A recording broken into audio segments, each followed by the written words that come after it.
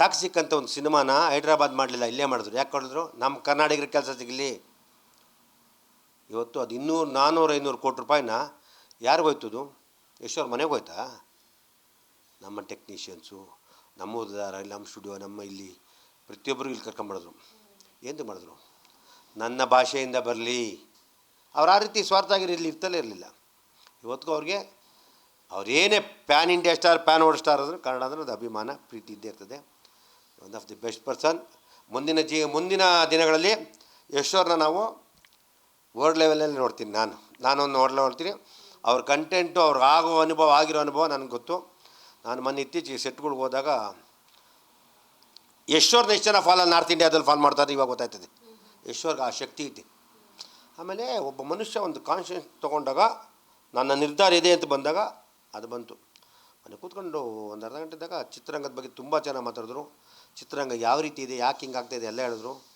ಅದಲ್ಲದೆ ನನ್ನ ಮಗನ ಬಗ್ಗೆ ತುಂಬ ಚೆನ್ನಾಗಿ ಮಾತಾಡೋ, ಅವ್ನು ವೆರಿ ಗುಡ್, ತುಂಬ ನಮ್ಮ ಮಗ ಟಚ್ ಇರ್ತಾನೆ. ಅಂದರೆ ಎಷ್ಟೋ ನಾವು ಫೋನ್ ಮಾಡ್ತೀನಿ, ಅವಾಗ ಮಾಡ್ತೀನಿ, ಅವಾಗ ಏನಾರು ಅನಿವಾರ್ಯ ಇದ್ದರೆ ಮಾಡ್ತೀವಿ, ಸುಮ್ಮನೆ ಮಾಡಬಾರ್ದು. ಇವತ್ತು ಫೋನ್ ಎತ್ತದ್ದೇ ಗ್ರೇಟ್ ಆಯಪ್ಪ. ಇವತ್ತಿರೋ ಸ್ಥಾನದಾಗ ಫೋನ್ ಎತ್ತೋದು ಗ್ರೇಟು. ಆದ್ರೆ ನಾನು ಫೋನ್ ಯಾವತ್ತೂ ಒಂದಿನ ಮಾಡಿದ ತಕ್ಷಣ ರಿಪೀಟ್ ಮಾಡ್ತಾರೆ. ಅವರ ಫ್ರೀ ಆದ ತಕ್ಷಣ ಮಾಡ್ತಾರೆ. ಏನಣ್ಣ, ಏನು ಸಮಾಚಾರ, ಚೆನ್ನಾಗಿದ್ದೀರಾ, ಮನೆ ಚೆನ್ನಾಗರ. ಆ ಸಂಪ್ರದಾಯ ಅವ್ರು ಇವತ್ತು ಎಷ್ಟೇ ಸಾವಿರ ಬೆಳೆದಿರು, ಏನೇ ಬೆಳೆದ್ರು ಸಂಪ್ರದಾಯ ಇದೆ. ಖುಷಿ ಆಗ್ತದೆ. ಅವರು ಮುಂದಿನ ದಿನಗಳಲ್ಲಿ ಬೇರೆ ಬೇರೆ ಪ್ಲ್ಯಾನ್ ಹಾಕ್ಕೊಂಡವ್ರೆ. ನಾನು ಅವ್ರಿಗೆ ಹೇಳ್ತಿದ್ದೀನಿ, ದಯವಿಟ್ಟು ಕನ್ನಡದಿಂದ ಸಿನಿಮಾ ಸ್ಟಾರ್ಟ್ ಮಾಡಿದ್ದೀನಿ. ಅವರದ್ದು ಮಾಡೋಕ್ಕೂ ಪ್ಲ್ಯಾನ್ ಇದೆ, ಮಾಡ್ತೀನಿ. ವಿಷಯ ಒಳ್ಳೆ ಇದ್ದರೆ ಕೇಳ್ತಾರೆ. ಕೇಳಿ ಅವರು ಚಿತ್ರರಂಗ ಬಗ್ಗೆ ಆಸಕ್ತಿ ಇದೆ. ನಮ್ಮ ಚಿತ್ರರಂಗ ಇನ್ನೂ ಬೆಳಿಬೇಕು ಅಂತ ತುಂಬ ಆಸಕ್ತಿ ಇದೆ.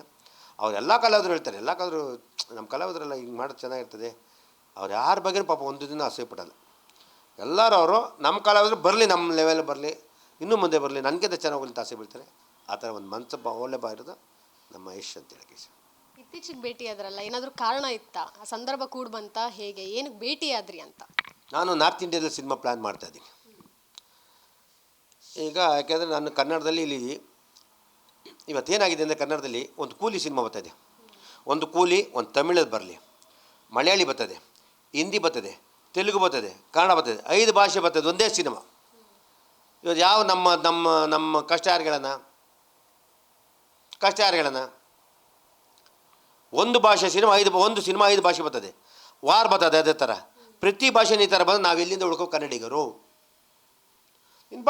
ನೀನು ಯಾವುದೋ ಡಬ್ಬಾರು ಮಾಡೋ, ಬರೀ ಕನ್ನಡದಲ್ಲೇ ಬಿಡು ಬೇಡ, ಬರೀ ತಮಿಳಲ್ಲಿ ಬಿಡೋಣ, ಬರೀ ತೆಲುಗು ಬಿಡು ಬೇಡ, ಒಂದು ಭಾಷೆ ಬಿಡಿ, ಎಷ್ಟಾರು ಬಿಡಿ, ಡಬ್ಬಿಂಗ್ ಸಮಸ್ಯೆ ಇಲ್ಲ. ನೀವೇನಾರು ಮಾಡಿ, ಯಾರೇನು ಬೇಕಾದ್ರೂ ವ್ಯಾಪಾರ ಮಾಡ್ಬೋದು. 5 ಭಾಷೆ ತಂದರೆ ಎಲ್ಲಿ ಉಳ್ಕತ್ತೀವಿ? ನೋವಾಗ್ತಾಯಿದೆ. ವಾಣಿಜ್ಯ ಮಂಡಳಿ ಸರ್ಕಾರದ ಜೊತೆ ಚರ್ಚೆ ಮಾಡಿ, ಸರ್ಕಾರದ ಕೋರ್ಟ್ ನ್ಯಾಯಾಲಯ ಮುಖಾಂತರ ಮಾತಾಡಿ, ನ್ಯಾಯಾಲಯದಲ್ಲಿ ನ್ಯಾಯಮೂರ್ತಿಗಳು ಕೇಳ್ತಾರೆ. ಹೇಳೋಂಥ ಪೇಷನ್ಸ್ ನಮ್ಮಲ್ಲಿ ಇರಬೇಕು. ಹೋಗಿ ಫೈಟ್ ಮಾಡೋಕು, ಸ್ವಾಮಿ ನಾವು ಈ ಥರ ನಮ್ಮ ಮಾರ್ಕೆಟ್ ಇಷ್ಟು, ನಮ್ಮ ಭಾಷೆ ಇದು, ಇವತ್ತು ಹಿಂದಿ ಬೇಡ ಅಂತೆಲ್ಲ ಅಂತಾರಲ್ಲ, ನಾವು ಕನ್ನಡ ಕಳ್ಕೊತಿದ್ದೀವಲ್ಲ, ಅದನ್ನು ನಮ್ಮ ಭಾಷೆ ಉಳಿಸ್ಕೋಬೇಕು ಅಂತ ಹೇಳ್ಬೇಕಲ್ವಾ? ತಪ್ಪೇನಿದೆ?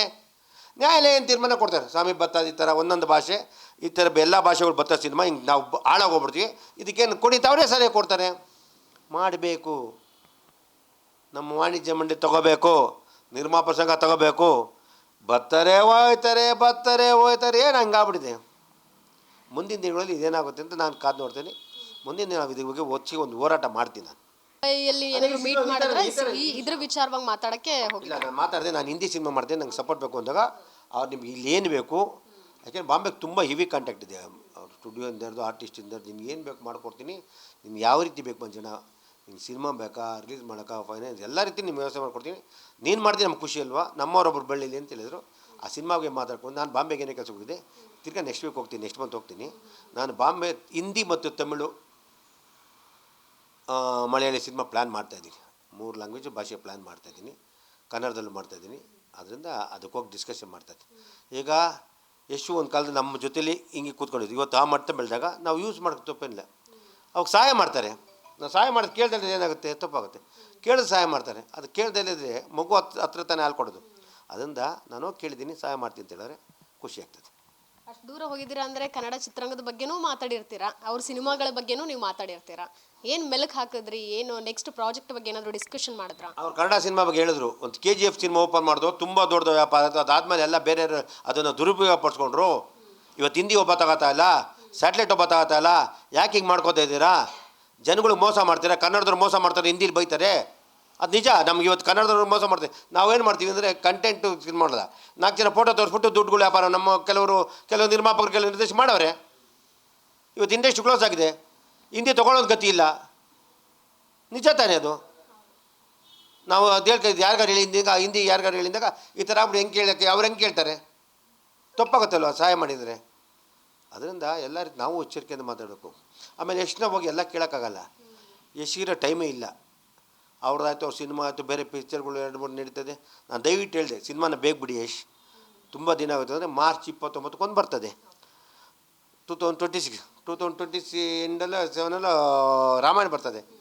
ಅದಾದ ಇನ್ನೊಂದು ಬರ್ತದೆ. ಬೇಗ ಮಾಡಿ, ದಯವಿಟ್ಟು ಮಿಸ್ ಮಾಡಿಬಿಡಿ, ತುಂಬ ಡಿಲೇ ಆಗ್ತೈತೆ ಅಂತ ಮಾಡ್ತೀವಿ ಅಂತೇಳಿ. ಸಿನಿಮಾನ ಮರಿಬೇಡಿ, ನಮ್ಮ ಚಿತ್ರರಂಗನ ಯಾವಾಗಲೂ ಮಾಡ್ತಾರೆ ಅಂತೇಳಿ ಮಾಡ್ತೀವಿ ಅಂತ ಹೇಳಿದ್ರು. ರಾಮಾಯಣದ ಕಂಟೆಂಟ್ ಏನೋ ನೋಡಿದ್ದೀರಾ ಅಂತ ಕೇಳ್ಪಟ್ಟೆ. ಸೊ ಏನು ಮೂಲಿಗೆ ಮಾಡೋಕ್ಕಾಗಲ್ಲ ಮೇಡಮ್. ರಾಮಾಯಣ ಎಲ್ಲರೂ ಮಾಡೋರೆ. ರಾಮಾಯಣ ಬಂದಿದೆಯಲ್ಲ ಸಿನಿಮಾ, ಸೀರಿಯಲ್ ಬಂದಿದೆ, ಸಿನಿಮಾಗಳು ಬಂದಿದೆ. ಈ ಸಿನಿಮಾ ನೋಡಿ, ರಜನಿ ಹೇಳಿದ ಅದ್ರದ್ದಿಲ್ಲಿಯಾ ಹಂಗಿದೆ. ಏನು ಅನ್ನಿಸ್ತು ಸರ್ ಪರ್ಟಿಕ್ಯುಲರ್ ಆಗಿ ಸ್ಪೆಸಿಫಿಕ್ ಆಗಿ ನೀವು ಅದು ನೋಡಿದಾದ್ಮೇಲೆ, ಕಂಟೆಂಟ್ ನೋಡಿದಾದ್ಮೇಲೆ ಏನು ಅನ್ನಿಸ್ತು ನಿಮ್ಗೆ? ಇದು ನಿಜವಾದ ರಾಮಾಯಣ ಅನ್ನಿಸ್ತದೆ. ರಾವಣನೆಲ್ಲ ಹೇಳ್ದಲ್ಲ, ರಾಮಾಯಣ ಅನ್ನೋದು ಎಲ್ಲ ಬಂದಿದೆ, ಎಲ್ಲರೂ ಎಲ್ಲ ಥರ ನೋಡಿದ್ದಾರೆ. ಯಶ್ ಮಾಡಿದ ರಾಮಾಯಣ ನೋಡಿ ಏನಾಗುತ್ತೆ ಅಂತ.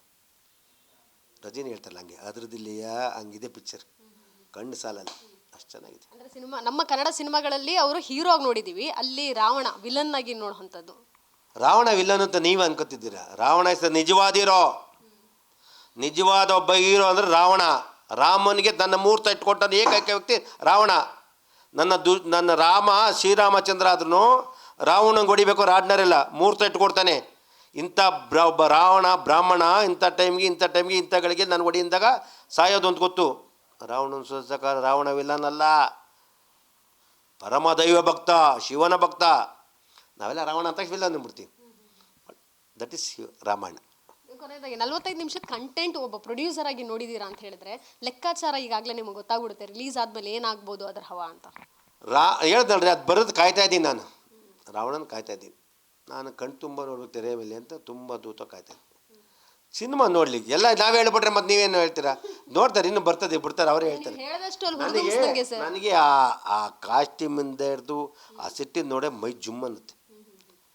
ನಾವು ಯಾವನ ಮಾಡಿದಾಗ ಇಂಗ್ಲೀಷ್ ಮಾಡಿದಾಗ ಯೋಚನೆ ಮಾಡ್ತಿದ್ದೀವಿ, ನಮ್ಮವರೊಬ್ಬ ಮಾಡೋದು ಖುಷಿ ಅಲ್ವಾ? ಖುಷಿ ತಾನೇ ನಮಗೆ. ನಮ್ಮ ಎಷ್ಟು ಆ ಪಾತ್ರ ಇನ್ನೂ ಖುಷಿ ಆಯ್ತದೆ. ನಮ್ಮನೆ ಹುಡುಗ ಮಾಡ್ದಂಗೆ ಆಗುತ್ತೆ. ಒಳ್ಳೇದಾಗಲಿ ಅಷ್ಟೇ.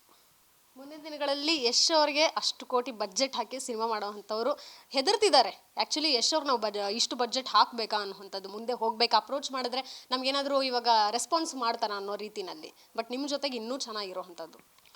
ಯಶ್ ಅವ್ರು ಯಾರು ಹೆದರಬೇಡಿ. ಬಜೆಟ್ ಹಾಕಿದ್ರೆ ವಾಪಸ್ ಬರೋದು ತಾಕತ್ತಿದ್ರೆ ಬಜೆಟ್ ಹಾಕ್ಸೋದು ಅಯ್ಯಪ್ಪನು. ಸುಮ್ಮನೆ ಬಜೆಟ್ ಹಾಕ್ಸಲ್ಲ. ಎಷ್ಟು ಸುಮ್ಮನೆ ಬಜೆಟ್ ಹಾಕ್ಸಲ್ಲ. ಕತೆ ಕಂಟೆಂಟು ಏನು ಹಾಕ್ತೀರಾ ಅದನ್ನು ಒಂದು ಪಟ್ಟಂತ ಗ್ಯಾರಂಟಿ ಎಷ್ಟಾಗ್ತದೆ. ನೀವು 1000 ಕೋಟಿ ಹಾಕಿದ್ರೆ 1,500 ಕೋಟಿ ಗ್ಯಾರಂಟಿ. ಎಷ್ಟು ಇವತ್ತು ಆ ಲೆವೆಲ್ ಇದ್ದಾರೆ, ಆ ಲೆವೆಲ್ ಆಗ್ತಾರೆ, ಆ ಲೆವೆಲ್ ಆಗಿದ್ದಾರೆ. ಇನ್ನೂ ಬೇರೆ ಬೇರೆ ಡಬಲ್ ಪ್ರಯತ್ನ ಮಾಡ್ತಾರೆ. ಅವ್ರ ಉದ್ದೇಶ ಅಷ್ಟೇ. ನಾನು ಅವ್ರು ಕೇಳ್ಕೊಂಡಿದ್ದು ಒಂದು ಮಾತು ನನ್ನ ಎಷ್ಟು ಕೇಳಿದ್ರು, ಬ್ರದರ್ ನೀನು ಊಹೆ ಮಾಡಬಾರ್ದು, ನಾನು ಆ ರೀತಿ ಆಗಬೇಕು ನನ್ನ ಆಸೆ ಅಂತಿದೆ ಅಂತ ಹೇಳಿದೆ. ಶ್ರಮ ಪಡ್ತಾಯಿದ್ದೀನಿ, ಫಲ ಭಗವಂತ ಕೊಡ್ತಾನೆ, ಒಳ್ಳೆಯದಾಗುತ್ತೆ ಅಂತ ಹೇಳಾರೆ. ಅಂದರೆ ಅವ್ರ ಟಾರ್ಗೆಟ್ ಇದೆ, ಆ ರೀತಿ ಆಗ್ತಾರೆ. ಅವ್ರು ಬೇರೆ ಥರ ಯಾವ ಹ್ಯಾಬಿಟ್ ಇಲ್ಲ. ನೀಟ್ ನಿಮ್ಮ ಆತ್ಮೀಯತೆ ಇನ್ನೂ ಹೆಚ್ಚಾಗ್ತಾ ಇದೆ. ಸೊ ಹಾಗಾಗಿ ಇಬ್ಬರು ಕೊಲಾಬ್ ಏನಾದರೂ ಮಾಡ್ಬೋದಾ ಮುಂದಿನ ದಿನಗಳಲ್ಲಿ? ಯಶುನ ಕೊಲಾಬ್ ಮಾಡೋ ಶಕ್ತಿ ನನಗಿಲ್ಲ.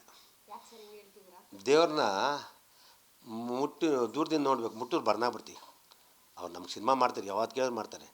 ನಮ್ಗೆ ಆ ಶಕ್ತಿ ಇರಬೇಕಲ್ಲ. ಇವತ್ತು ಒಂದು 500-600 ಕೋಟಿ ತಂದು ಹಾಕೋ ಶಕ್ತಿ ಇರಬೇಕು. ಬೇರೆಗಾದರೆ ಒಂದು 700-800 ಕೋಟಿ ಆಗ್ಬೋದು, 2,000 ಕೋಟಿ. ನನಗೆ ಅಟ್ಲೀಸ್ಟ್ ಸಿನಿಮಾ ಖರ್ಚು ಬೇಕಲ್ಲ. ಎಷ್ಟು ಕಾಸು ಬಿಡಿ, ಆಮೇಲೆ ತೊಗೋತೀರಿ ಅಂತ ತೊಗೋತಾರೆ. ನಮ್ಗೆ ಆ ಶಕ್ತಿ 700-800 ಕೋಟಿ ಬೇಕಲ್ಲ. ಸಾಲ ಮಾಡೋದು ಧೈರ್ಯ ಬೇಕಲ್ಲ. ಸಾಲ ಮಾಡೋದು ತೀರಿಸ್ತೀನಿ, ನಮ್ಗೆ ಕೆಪಾಸಿಟಿ ಇರಬೇಕಲ್ಲ. ದುಡ್ಡು ಬರ್ತದೆ, ಏನು ಬೇಕು? ತಿನ್ನೋದು 2 ಚಪಾತಿ, ವಾರಕ್ಕೊಂದಿನ 1 ಪೆಗ್ ವಿಸ್ಕಿ, 2 ಪೀಸ್ ಮುಳ್ಳೆ ತಿನ್ನೋದಕ್ಕೆ ಟೆನ್ಷನ್ ತಗೋಬೇಕಾ? ನಾನು ಕಷ್ಟಪಟ್ಟು ಯಾಕೆ ಮಾಡಬೇಕು? ಮಗ ಚೆನ್ನಾಗಿರ್ಬೇಕು. ಮಗಂಗೆ ನಾವು ನಮ್ಮದೇಗಿರ್ತಾನೆ. ಅವರು ದುಡಿಬೇಕು, ಎಷ್ಟು ದುಡಿಬೇಕು ಮಕ್ಕಳು. ಆವಾಗ ನಮ್ಮಪ್ಪ ಮಾಡೋನೇ ತಮ್ಮ ಎಂಜಾಯ್ ಮಾಡ್ಕೊಂಡಿರ್ತಾರೆ. ನಾವು ಯಾಪಿಗೆ ಇರೋಕ್ಕೆ ಮನೆ, ಓಡಾಡೋಕ್ಕೆ ಕಾರು, ಸಿಂಪ್ಲಿಸಿ ಒಂದು ಒಳ್ಳೆ ಜೀವನ ಕೊಟ್ಟಿದ್ದೀವಿ. ಅವ್ರು ದುಡಿಬೇಕು. ಮಗಗೆ ಚಾಲೆಂಜ್ ಇದೆ, ಮಾಡ್ತಾನೆ, ಒಳ್ಳೇದಾಗುತ್ತೆ. ಕರ್ನಾಟಕ ಜನ ಪ್ರೀತಿಸ್ತಾರೆ, ಅವಾಗ ಸೌತ್ ಇಂಡಿಯಾ ಪ್ರೀತಿಸ್ತಾರೆ, ಆಮೇಲೆ ಇಂಡಿಯನ್ ಆರ್ಟಿಸ್ಟ್ ಪ್ರೀತಿಸ್ತಾರೆ. ಅವನ್ನ ತುಂಬ ಚೆನ್ನಾಗಿ, ಅವನೇ ವೆರಿ ಗುಡ್ ಆರ್ಟಿಸ್ಟು, ಯಾವ ರೀತಿ ಇಲ್ಲ. ಅವ್ನು ಸಿನಿಮಾ ಅಂದರೆ ಹುಚ್ಚು ಪ್ರಾಣ ಮಾಡ್ತಾನೆ. ನನ್ನ ಉದ್ದೇಶ ಒಂದೇ ಒಂದು, ಅವ್ನಿಗೊಂದು ಒಳ್ಳೆ ಮದುವೆ ಹೋಗ್ಬಿಟ್ರೆ ನನ್ನ ಕೆಲಸ ಮುಗಿತು ಅಷ್ಟೇ. ಈ toxic cinema PAN India cinema ಆದ್ರೂ ಟೆಕ್ನಿಷಿಯನ್ಸ್ ಎಲ್ಲ ಕನ್ನಡದವರೇ ಅಲ್ಲಿರೋವಂಥದ್ದು. ನಿಮ್ಮ ಮಗ ಕೂಡ ತುಂಬ ಅಡ್ಮೈರ್ ಮಾಡ್ತಾರೆ ಯಶ್ ಅವ್ರನ್ನ. ಅಂದರೆ ಏನಾದರೂ ಮುಂದಿನ ದಿನಗಳಲ್ಲಿ ಒಂದು ಸಣ್ಣ ಪಾತ್ರ ಏನಾದರೂ ಬಂದ್ರೂ ಸಹ ಒಪ್ಕೊಳ್ಳೋಂಥ ಸಾಧ್ಯತೆ ಇದೆಯಾ? ಮಾಡ್ತಾರೆ ಏನಾದರೂ ನಿಮ್ಮ ಜೊತೆಗೆ ಮಾತಾಡ್ತಿರ್ತಾರೆ ಯಶ್ ಅವ್ರ ಬಗ್ಗೆ? ನನ್ನ ಮಗ ಯಾವುದೇ ನಮ್ಮ ಕಲಾವಿದರು, ದೊಡ್ಡ ಕಲಾವಿದ್ರ ಚಿಕ್ಕ ಕಲಾವಿದ್ರು, ನನ್ನ ಕಲಾವಿದರು, ಯಾವುದೇ ನಮ್ಮ ಚಿತ್ರರಂಗದ ಕಲಾವಿದರು ಯಾರೇ ಕರೆದು ಏನೋ ಒಂದು ಸಣ್ಣ ಪಾತ್ರ ಮಾಡಿದ್ರು ಮಾಡಬೇಕು. ಒಬ್ಬ ಕಲಾವಿದನಾಗಿ ನನ್ನ ಮನವಿ. ನಾಟ್ ಓನ್ಲಿ ಯಶು, ಯಾವುದೇ ಕಲಾವಿದರು ಕರೀರಿ, ಸುದೀಪ್ ಸರ್ ಕರೀಲಿ, ನಮ್ಮ ರಶಿ ಶೆಟ್ಟಿ ಕರೀಲಿ, ವಿಜಯ್ ಬ್ರದರ್ ಕರೀಲಿ, ನಮ್ಮ ಧ್ರುವ, ಯಾರು ಕರೆದ್ರು, ದರ್ಶನ್ ಜಿ ಕರೀಲಿ, ಒಂದು ಸಣ್ಣ ಪಾತ್ರ ಕೊಟ್ಟರು ಕೇಳಬಾರ್ದು, ಮಾಡಬೇಕು.